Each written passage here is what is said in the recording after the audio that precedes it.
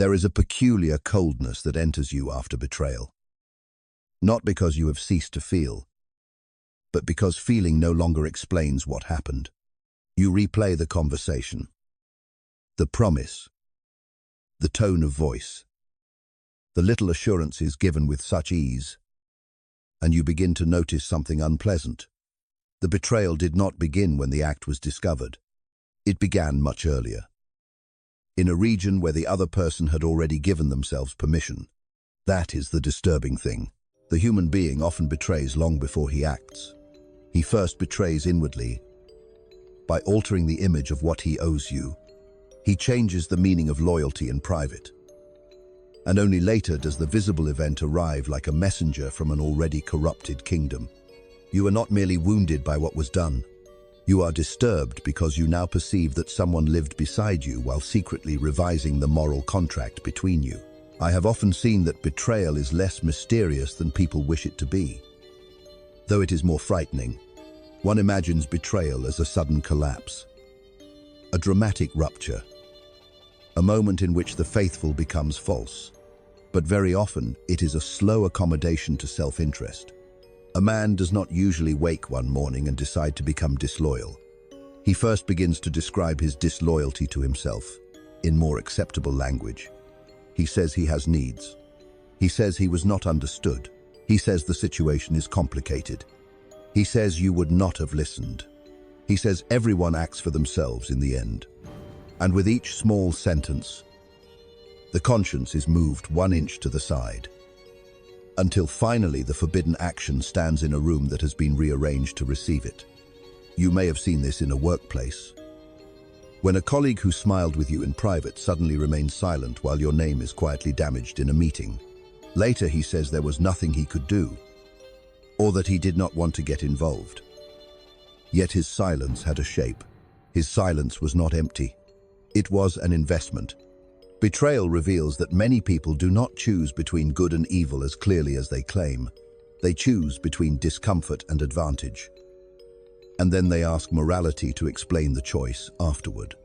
Human nature is most exposed, not when a person declares his values, but when his values become inconvenient. This is why betrayal feels like an encounter with a second person hiding inside the first. You knew the face, the habits, the humor, the ordinary gestures, the way this person entered a room, answered a message, accepted your confidence. Then, after the betrayal, you are forced to recognize that the visible personality was only one arrangement of the psyche, one presentation among several. What shocks you is not only that trust was broken, but that the one who broke it appears strangely continuous with the one you trusted. The same voice that once spoke warmly now explains coldly. The same eyes that once seemed transparent now avoid a direct look. Or worse, look directly and deny the obvious. Here the persona becomes visible, not as a theatrical mask worn by villains, but as the ordinary social surface by which a person remains acceptable to others and tolerable to himself. Most people do not lie because they have no personality. They lie because they have several. One belongs to intimacy. One belongs to ambition. One belongs to fear. One belongs to reputation. Betrayal reveals which of these personalities governs when there is something to lose. You may sit across from someone at a table, hearing an explanation that is almost reasonable, and suddenly you realize that you are not speaking to the person you remember. You are speaking to the committee within them. And the most frightened member has taken control. What interests me is the way betrayal changes your perception of earlier details. The delayed reply that once seemed innocent now carries another meaning. The slightly altered tone, the excessive compliment, the unnecessary explanation, the strange irritation when you asked a simple question, the moment when laughter came too quickly, the moment when the eyes moved away before the mouth spoke. These things return to you with new intelligence. This is not paranoia. It is retrospective consciousness. The psyche often notices before the ego permits knowledge. Instinct receives fragments that reason refuses to assemble. You may have felt a small contraction in the body during a conversation and dismissed it because the facts were not yet sufficient.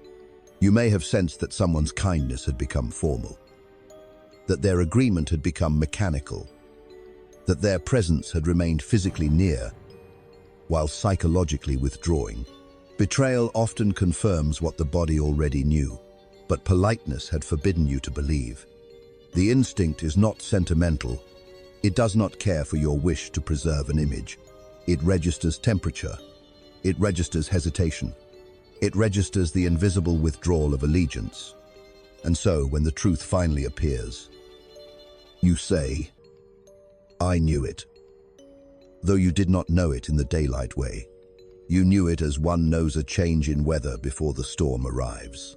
There is, in betrayal, a hidden economy of permission. The betrayer must first create a private court in which he is acquitted before he is accused. He gathers evidence against you, sometimes real, often exaggerated, often invented from small human imperfections. He remembers the day you were tired and did not answer gently. He remembers a criticism, a refusal, a misunderstanding, a moment when you failed to be what he wanted. These memories become coins with which he purchases the right to betray. This is why betrayed people often hear a strange reversal afterward. The one who acted falsely begins to speak as though he was forced into falseness by your defects. He does not say, "I chose this." He says, "You made it difficult." He does not say, "I wanted something." He says, "You did not give me what I needed." He does not say, "I feared losing advantage." He says, "The situation left me no choice." There is no more dangerous moral phrase than "I had no choice," for it often means only that the person had already rejected the choices that would have cost him something. Betrayal reveals how eagerly the human being protects his self-image, even at the expense of truth.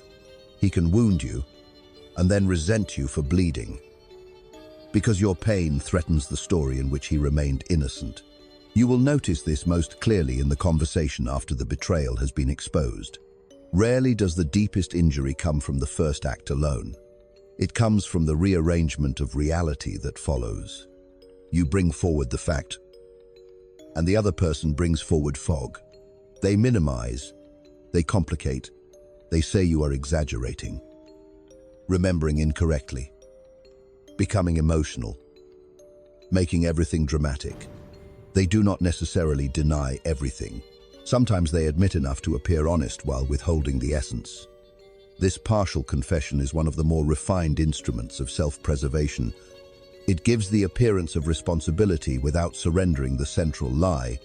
In such a moment, you discover that betrayal is not only an action against trust, it is an action against perception. The betrayer must attack your confidence in what you saw. Because if your perception remains intact, their persona cannot survive. This is why you may leave such conversations feeling more exhausted than angry. You are not merely arguing about an event. You are fighting for the right to remain oriented in reality. A betrayal that is confessed plainly wounds the heart. A betrayal wrapped in distortion wounds the mind. There is a symbolic image I have sometimes imagined in such moments: a bridge at night, built between two houses, used for years without question. People cross it with lamps, with letters, with bread, with ordinary trust. Then one night you discover that the other person has been quietly removing planks from their side. Not enough for the bridge to fall immediately, but enough that one day, when you step with full weight, the structure gives way beneath you.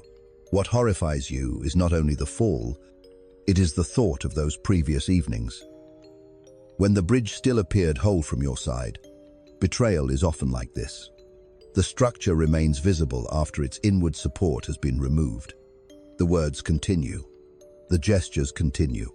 The rituals continue. Someone still says, of course. Still smiles. still sits beside you, still participates in the form of loyalty, while secretly withdrawing the substance. Many relationships do not end when betrayal happens. They end when one person realizes the bridge had already been dismantled while they were still walking across it. This is why betrayal reveals something severe about human nature. The human being can maintain form after meaning has departed. A marriage can continue in schedule while devotion is gone. A friendship can continue in politeness while envy has taken root. A partnership can continue in planning while one person is already negotiating elsewhere. A family can continue at the same table while truth is avoided by everyone present. The outer structure may survive long after the inner covenant has died. This is not because people are always consciously malicious. Often they are cowardly, divided, afraid of consequence, addicted to the benefits of a bond they no longer honor. They want the warmth of trust without the discipline of loyalty. They want access without accountability. They want to be perceived as good while reserving the right to act from appetite when the opportunity arrives. One of the coldest facts of human nature is that many people do not abandon a bond when they stop respecting it. They remain inside it and use it. They use its familiarity, protection, routine, its assumptions. They continue to draw from the account after they have stopped making deposits. This is where projection often enters. Though not in the childish way people use the word, the betrayer frequently sees in you the qualities he cannot bear to recognize in himself. If he is deceitful, he becomes suspicious of your questions. If he is disloyal, he accuses you of being controlling. If he is envious, he calls you arrogant. If he has begun to act from hidden appetite, he becomes strangely offended by your clarity. Projection is not merely seeing oneself in another. It is attempting to relocate inner guilt outside the self. In practical life, this appears in small scenes. You ask why the story changed, and suddenly you are accused of mistrust. You notice an inconsistency, and suddenly you are too intense. You express pain, and suddenly your pain is treated as aggression. This reversal is not accidental. The psyche defends itself by changing the moral location of the problem. If the betrayer can make your perception seem cruel, he no longer has to face his cruelty. If he can make your pain seem excessive, he no longer has to measure the wound. There are people who do not seek forgiveness. They seek a witness who will agree to misname the crime. Yet betrayal does not only reveal the betrayer, it also reveals the betrayed, though not in the sentimental sense. It reveals what image you needed to preserve. It reveals where you confused consistency with character, familiarity with truth, shared history with present loyalty. You may discover that you trusted not only the person, but your own picture of the person, and that this picture had become a shelter against inconvenient signs. The mind is capable of defending an illusion with remarkable intelligence. It selects evidence. It explains away tone. It calls instinct insecurity. It calls fear patience. It calls avoidance maturity. You may have remained loyal to a version of someone because losing that version would have required reorganizing too much of your own life. In this way, the betrayal exposes a mutual unconscious arrangement. One person hides what he is becoming, and the other sometimes hides from what he is noticing. This does not make the betrayed guilty of the betrayal. Responsibility must remain where action belongs. But consciousness requires a harsher question: what did you need not to know? The answer is often more important than the accusation. Human beings are not betrayed only by enemies. Enemies injure openly. Betrayal requires nearness. It requires access to the rooms where you are unguarded. This is why betrayal has an archetypal force. It is found in myths, in religious stories, in family histories, in political collapses, in the smallest private rooms. The betrayer is often the companion, the disciple, the advisor, the confidant, the one who knows the path into the city. Psychologically, betrayal is terrifying because it reveals that danger does not always approach from outside the gate. Sometimes it has been invited in, given a chair, told where the keys are kept. In ordinary life, this may be the friend who knows your vulnerability and later uses it as social currency. It may be the colleague who learns your strategy and it may be the person who knows exactly which truth would humiliate you and chooses that truth at the moment it gives them power.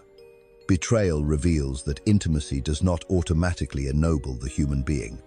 Sometimes intimacy merely gives the unconscious more precise weapons. There is a particular kind of betrayal that comes not from hatred, but from envy. This is more common than people like to admit, because envy rarely announces itself as envy. It appears as concern, advice, humor, realism, moral criticism. Someone close to you may support you while you are uncertain, but become colder when you begin to stand upright. They could tolerate your pain, because your pain did not accuse them.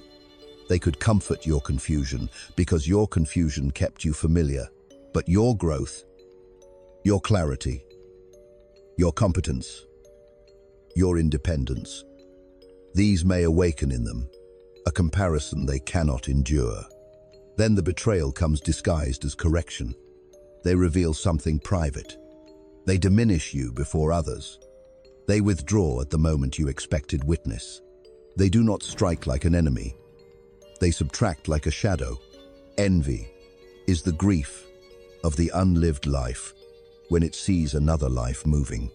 When envy enters loyalty, the friend does not always become openly hostile. Sometimes he becomes subtly committed to your reduction. Betrayal, then, reveals how difficult it is for the human being to love what exposes his own avoidance. Power also reveals betrayal, because power changes the cost of honesty. When there is nothing to gain, many people appear principled. When the room is equal, they speak with warmth, fairness, and moral confidence, but introduce hierarchy, opportunity, money, social approval, erotic attention, public status. And suddenly the unconscious begins to negotiate. You see this in an office when a manager enters, and the same person who criticized him 5 minutes before becomes agreeable. You see it in social circles when someone repeats your confidence because it makes them interesting to the group. You see it in families when inheritance appears and old affection becomes arithmetic. Power does not create character from nothing. It reveals which part of the psyche was waiting for permission. Many people are loyal only where loyalty costs them nothing. The test of character is not whether someone stands beside you when the path is pleasant, but whether they remain recognizable when advantage whispers from another direction. Human beings often call themselves loyal because temptation has not yet become specific. The collapse of illusion after betrayal is painful because it does not stop with one person. You begin to see the architecture of social life differently. Compliments sound less innocent. Promises sound more temporary. Apologies seem designed. You begin to notice the way people manage impressions, the way they speak differently depending on who is present, the way moral language rises when reputation is threatened. This can make you cold if you are not careful. But the coldness is not the essence of the realization. The essence is discrimination. Before betrayal, you may have believed that goodness was a stable quality, like a color in the soul. After betrayal, you see that goodness must be observed under pressure, across time, in secrecy, in frustration, in the presence of temptation, in the absence of applause. Character is not what a person displays when he is being interpreted favorably. Character is what remains active when interpretation cannot protect him. A person's ethics are not proven by the beauty of his language, but by the inconvenience he is willing to endure without becoming false. And yet one must be careful not to turn betrayal into a doctrine of universal suspicion. That, too, is a way of remaining bound to the event. The psyche, after being injured, may attempt to protect itself by making a law from a wound. It says, no one is trustworthy. It says, all kindness is strategy. It says, everyone leaves when advantage changes. These statements feel powerful because they prevent surprise. But they also flatten reality. Betrayal reveals something about human nature. Not everything. It reveals possibility, not destiny. The danger is that you may become loyal to your disappointment because it seems more intelligent than innocence. But cynicism is often wounded, idealism wearing armor. It still revolves around the lost object. It still grants the betrayer authority over the structure of your perception. True consciousness is colder and freer than cynicism. It does not need to call everyone false. It simply stops granting depth to surfaces. It watches. It waits. It distinguishes. It understands that trust is not a mood, but a conclusion drawn slowly from repeated contact with reality. Individuation after betrayal does not mean becoming healed, purified, ocean. These words are too soft for the event. It means withdrawing projections from the outer person and accepting the burden of seeing. Before betrayal, you may have given someone the role of loyal friend, moral equal, protector, witness, companion, mirror. Afterward, these roles fall away, and the human being stands before you in more ordinary, more frightening proportions. Not devil, not monster, not mythic enemy, but divided creature, capable of warmth and cowardice, tenderness and appetite, intelligence and self-deception. This is harder to accept than hatred. Hatred simplifies. Hatred says the person was always evil, always false, always other. But consciousness may show you something less satisfying, that the person was partly sincere and still betrayed you. That affection and opportunism lived in the same house, that moments of kindness were real, and so was the treachery. The psyche resists this complexity because it offers no clean emotional posture. It leaves you standing before the ambiguity of human nature, where a person may mean what he says in 1 hour and betray it in another. This ambiguity is precisely what makes betrayal so unsettling. If the betrayer were merely false from the beginning, the world would remain simple. You would only need better detection. But the deeper truth is more severe. People can be sincere at one level and disloyal at another. They can love the image of loyalty while lacking the discipline for loyalty itself. They can admire truth until truth threatens their comfort. They can value you and still sacrifice you to fear, desire, or status. This does not excuse them. It makes the moral problem more adult. You are forced to see that human nature is layered, and that the conscious self is often not sovereign over the entire personality. There are unconscious motives beneath declarations, old appetites beneath principles, primitive fears beneath civilized speech. A person may promise from the upper floor of the psyche, while the basement is already negotiating against the promise. Betrayal is often the moment when the basement opens its door. Dreams sometimes understand this before waking life does. A patient may dream of a house with one room locked, or of finding an unknown corridor behind a familiar wall, or of seeing a trusted figure with a second face in a mirror. Such dreams should not be reduced to fortune-telling. They are the psyche's symbolic attempt to represent division. When waking consciousness insists on a single image, the unconscious produces another. You may not dream in this exact way, but you may feel the symbolic truth of it.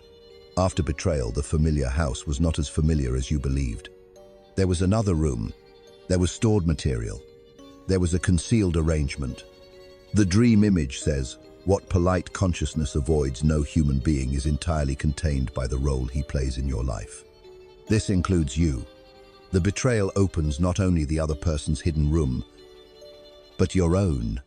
You find there your hunger to trust, your fear of loneliness, your bargain with appearances, your willingness to ignore small disturbances in order to preserve continuity. To see this clearly is not to blame yourself. It is to become more exact. Betrayal becomes psychologically destructive when it forces you to choose between innocence and suspicion, as though these were the only possibilities. But there is a third state, lucid relation. In lucid relation, you do not demand that another person be incapable of betrayal before you trust them. Such a demand belongs to childhood. You observe whether their life has a center strong enough to resist the ordinary temptations of self-betrayal. You watch how they speak about absent people. You watch how they behave when corrected.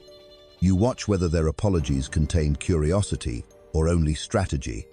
You watch whether they become cruel when embarrassed. You watch whether they can lose without rewriting the rules. These small things matter because betrayal rarely contradicts a person's character. It usually reveals the part of character that earlier seemed irrelevant. The seed of betrayal is often present in miniature, long before the harvest. The way someone handles a minor inconvenience may tell you more than their speech during a solemn promise. I return, then, to the bridge at night. After betrayal, you may stand before it in memory and see every missing plank illuminated. You may wonder how long the structure had been unsafe, how many times you crossed without knowing, how many gestures were already hollow. But if you remain only there, staring at the broken bridge, the betrayer continues to organize your inner life. The more difficult realization is that bridges are not made safe by longing, and they are not repaired by pretending the planks were never removed. Some bridges must remain visible but uncrossed. Some people must be understood rather than re-entered. There is a strange dignity in allowing a structure to reveal its condition without rushing to rename it. The mind wants a final sentence. They were evil. I was foolish. Trust is dead. Love is dangerous. Loyalty is rare. But the psyche, if it is honest, gives no such simple sentence. It shows you the bridge, the night, the missing planks, your own footprints leading up to the fracture, and the other house still lit in the distance, as though nothing essential has happened. Betrayal reveals that human nature is not built around loyalty as naturally as we wish. It is built around conflict. Loyalty is an achievement, not an instinct. Truthfulness is an achievement.